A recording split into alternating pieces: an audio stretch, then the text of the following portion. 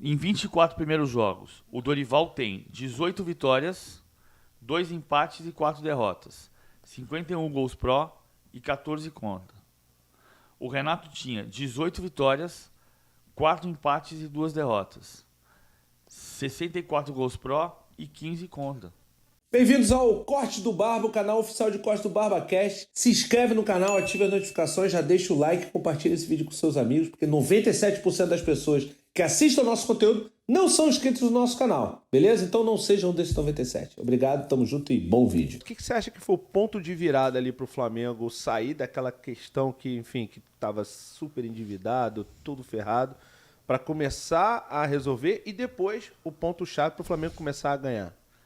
Eu acho que tem uma coisa que é igual viver na sua casa.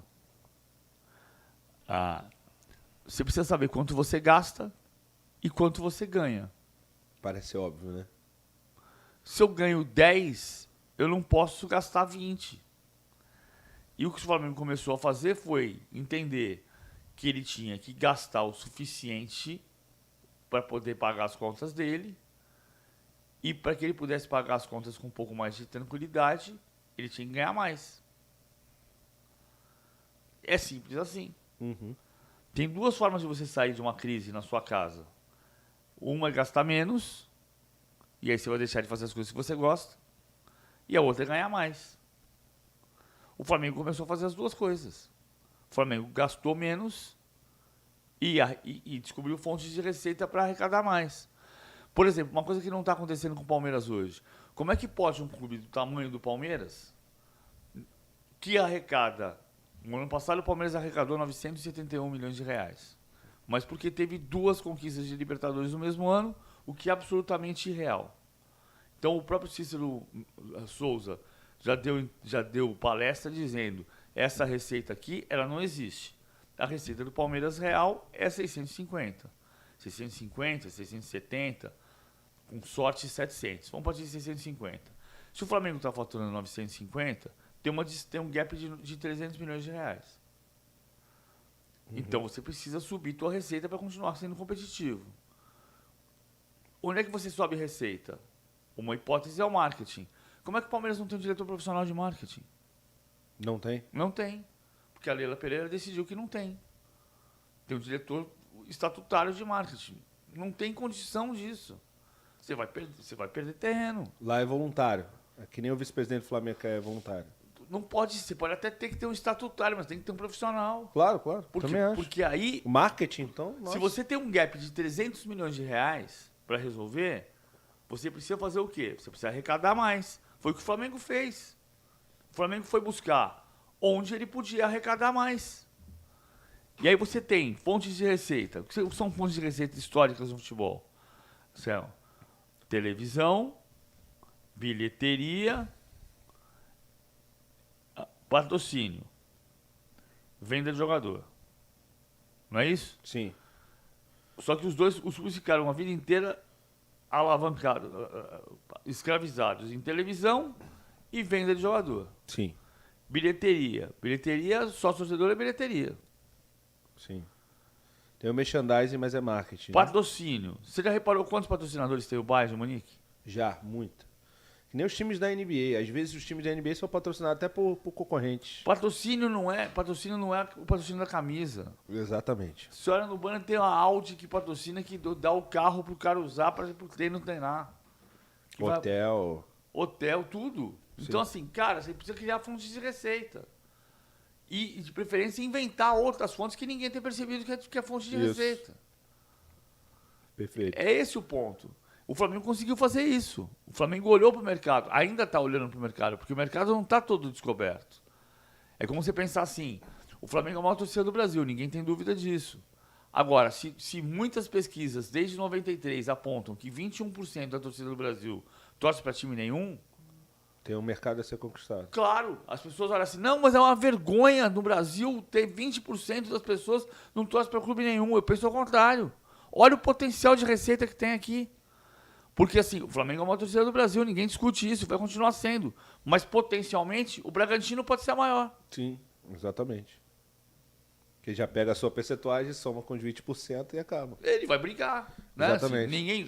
Tô falando, claro que eu tô falando aleatoriamente. Claro, né? Assim, claro. O Bragantino não vai pegar essa fatia de 20% e falar assim, dá isso aqui pra mim.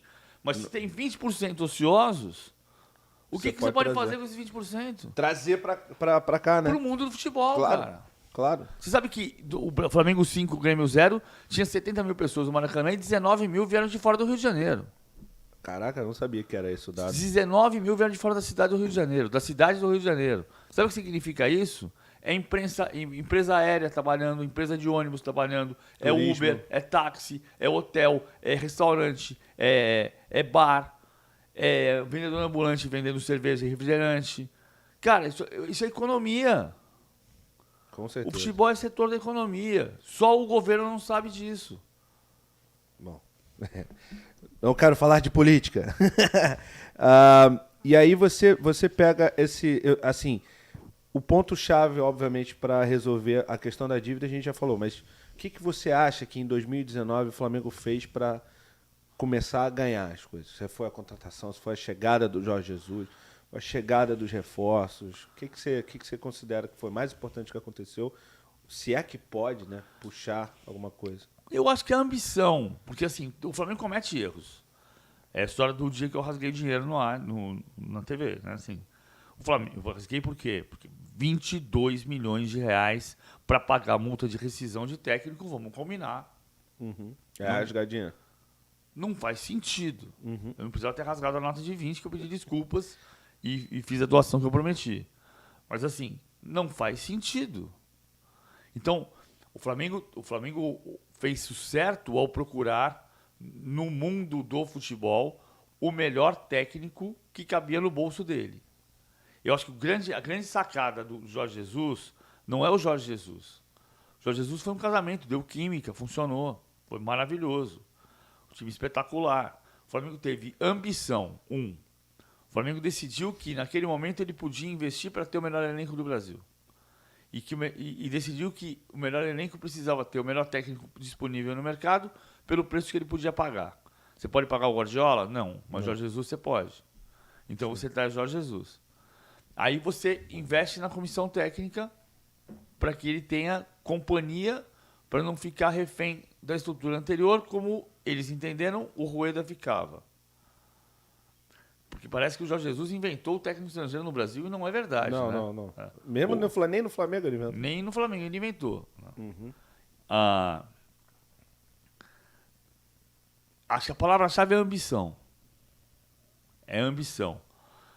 Mais até do que planejamento. Porque o planejamento, você planejou, mas você ao mesmo tempo você contratou o Abel, demitiu o Abel depois de 6 meses. Menos de 6 meses. Sim.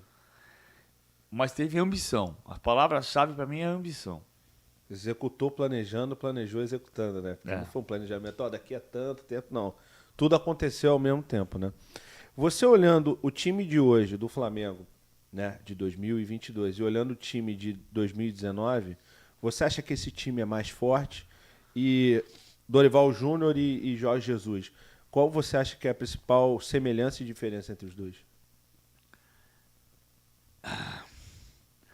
Eu acho que os dois são um pouco empíricos, assim. Eu acho o Jorge Jesus muito bom, mas o Jesus é o mais empírico dos técnicos portugueses. O que aconteceu com os técnicos portugueses para ganhar 73, agora talvez 76 títulos em 33 países no século XXI? O que aconteceu foi uma mescla de conhecimento prático e teórico. O técnico português foi para a universidade e da universidade ele trouxe o conhecimento teórico para juntar à prática.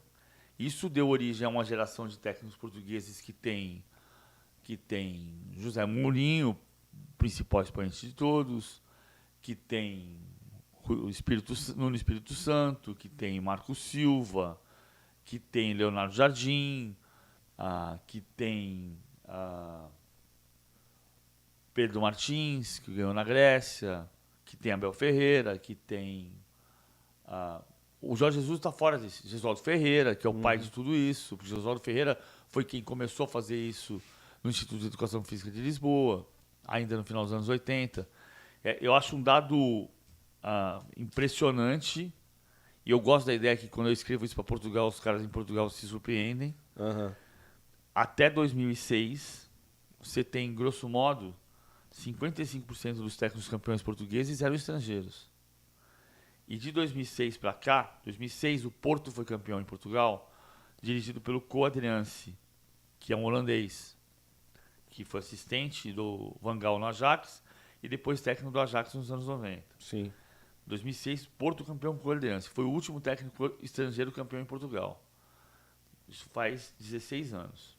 De lá para cá, só técnicos portugueses ganharam em Portugal. Talvez agora o Roger Smith, que está no Benfica, possa ser um estrangeiro depois de 16 anos. Nesse período de 16 para cá, vamos fazer uma conta? Carlo Ancelotti e Unai Emery, o Ancelotti italiano, Unai Emery espanhol, Thomas Tuchel alemão ganharam na França. Leonardo Jardim, português, ganhou na França. Niko Kovac, croata, embora nascido na Alemanha. Carlo Ancelotti, italiano. Pepe Guardiola, espanhol, ganharam na Alemanha. José Mourinho, italiano, ganhou na Itália. Na Espanha, Carlo Ancelotti, italiano, ganhou na Espanha. Tem mais. Tata Martino. Tata Martino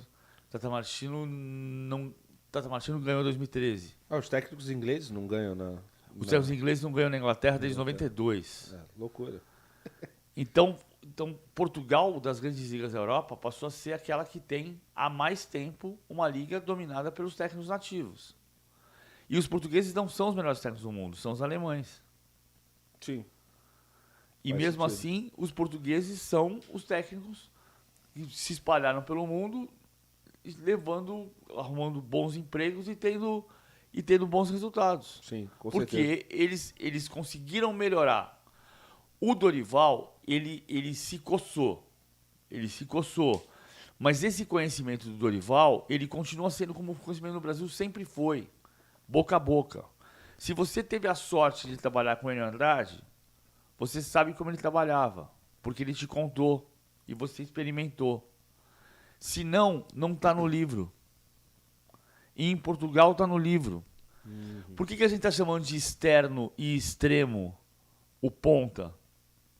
Futebol Cards era uma figurinha que vinha num chiclete desse tamanho nos anos 70 e que atrás tinha a posição do cara, os dados do cara, e estava escrito Wilson, o xodó da vovó, ponta direita. E Afrânio, que era da Ponte Preta, estava escrito extrema direita. Significa que ponta e extrema eram sinônimos. Assim como sinônimos são externo e extremo. Por que a gente usa externo e extremo hoje? Porque a gente está bebendo da literatura de Portugal. Sim. Pergunta na Inglaterra como é que chamava. O Winger. E como é que chama hoje? O Winger. Forward. Não. Right forward. Tem também. Né? Mas forward é o atacante. Sim. Mas Atacante o ponta, pela direita. Mas o ponta é o Winger. Wing. Como era o Winger antes. Não mudou o nome da posição. O que muda é o idioma. Entendi. Mas essa questão do Dorival ter se coçado, eu li em algum lugar que ele enquanto ele estava parado, ele foi estudar em alguma coisa. É verdade isso? Eu acho que ele estudou, mas ele não foi fazer... Porque assim, o Dorival, durante um período, viajou com o Wagner Mancini, por exemplo, para visitar treinos e tirar fotos, aquela coisa que ninguém tira onda, né? Foi tirar foto... Que o Lucha não gosta.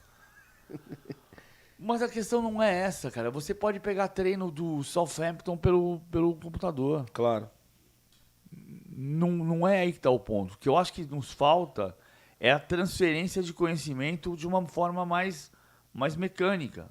Metódica? Mais metódica. É literatura. Sim. O que nos falta é literatura. Porque você não precisa conviver com o Dorival Júnior, nem o Dorival Júnior conviver com o Guardiola, para pedir, por favor, me diga como é que você está fazendo. Dá para ver no campo. Você vai ver no campo, você vai ver na literatura. Eu acho um mérito do livro do Abel Ferreira. O Abel Ferreira não tem... O Vanderlei Luxemburgo escreveu 2 livros quando ganhou o título pelo Cruzeiro e pelo Santos. Mas o Vanderlei foge das questões táticas. O Abel não. O Abel publica a foto e escreve. O jogo estava assim, fizemos isso, o jogo ficou assado. É demais isso. Não é por você falar assim, olha como eu sou... É um método, né? Olha como eu sou bom. Não é isso. É você, daqui a 10 anos, o cara vai pegar e falar assim, cara, eu vivi uma situação parecida. Perfeito. Mas eu queria entender a diferença dos dois times, do Flamengo 2019 para o Flamengo de hoje. Porque, na minha visão de pouco entendedor de futebol, me parece que o Flamengo de 2019 pressionava mais o time Eu acho também.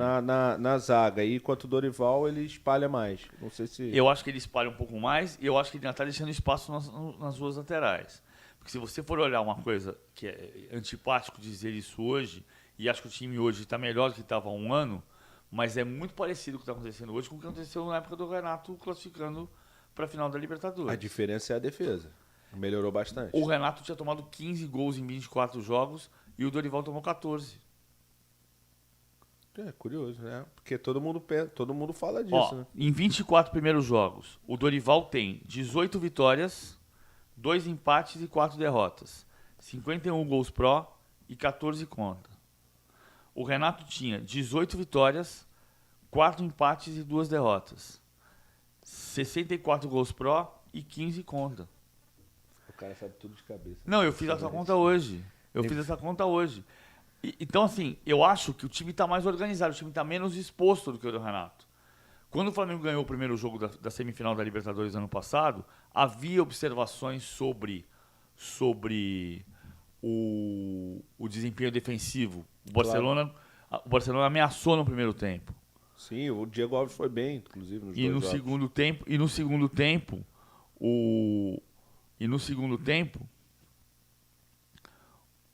a observação foi que o Barcelona mudou o estilo e atrasou a marcação e o Flamengo não conseguiu criar uma goleada. Agora, a matéria do Globo do dia seguinte era decisivos. Em noite de Gabigol, Garçom e Bruno Henrique goleador, Fla abre vantagem. E o texto era elogioso ao Flamengo. É o primeiro jogo da semifinal da Libertadores. Sim. Então, tem coisas que se parecem com um ano atrás e que o Flamengo tem que prestar atenção para não repetir. Eu acho o time do Jorge Jesus o mais compacto. Ele subia, diminuía o espaço de uma maneira a não deixar o adversário jogar, asfixiava o adversário. Aquilo era mais novo para o Campeonato Brasileiro do que é hoje. O Flamengo também está subindo melhor, está mais compacto do que há um ano, é menos exposto do que há um ano, mas dá espaço pelos lados do campo ainda. Ainda pode ser um time que não consiga vencer tudo que está anunciando que vai vencer. A gente vai saber, não adianta querer prever o futuro. A gente vai saber no dia 13 de outubro da Libertadores, no dia 29 de outubro Não, Copa do Brasil. dia 13 de outubro da Copa do Brasil, dia 29 de outubro da Libertadores e dia 13 de novembro do Brasileirão. O Brasileirão, é verdade. Você tem um palpite para esses três? Eu acho que o Palmeiras vai ganhar o Brasileiro, mas vai sofrer. Não vai ser simplesinho. Tem água Eu acho que o Flamengo vai ganhar os outros dois, mas eu não duvido do Atlético, por exemplo.